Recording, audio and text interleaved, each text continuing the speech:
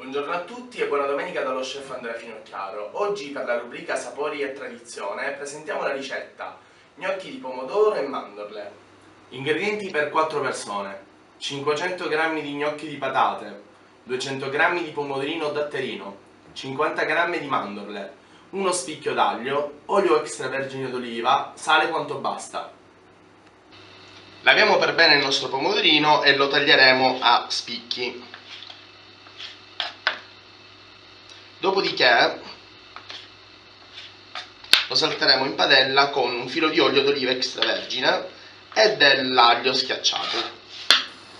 Come detto precedentemente, aggiungiamo un filo di olio extravergine d'oliva nella nostra padella, aggiungiamo lo spicchio d'aglio e lo facciamo leggermente imbiondire.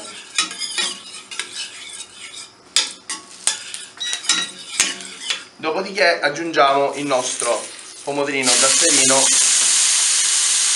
tagliato a spicchi.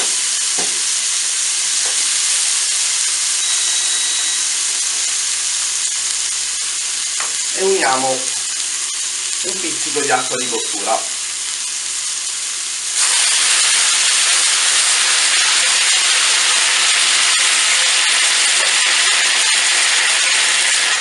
Continuare a far cuocere così per qualche minuto. Nel contempo che il nostro pomodoro sta cuocendo, tritiamo leggermente le nostre mandorle. Dal momento che tritiamo le nostre mandorle, versiamo i nostri gnocchi che avranno solo 2 minuti di cottura e li salteremo in padella.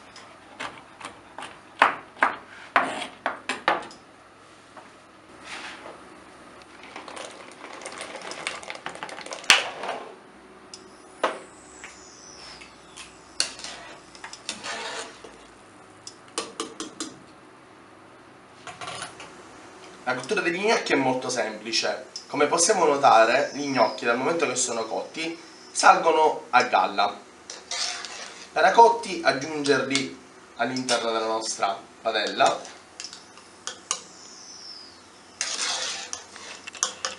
mantecarli per qualche minuto e servirli.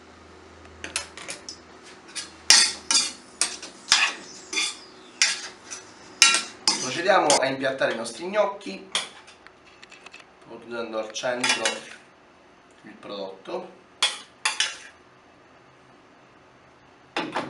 Completare infine con le mandorle tritate. Il piatto è servito.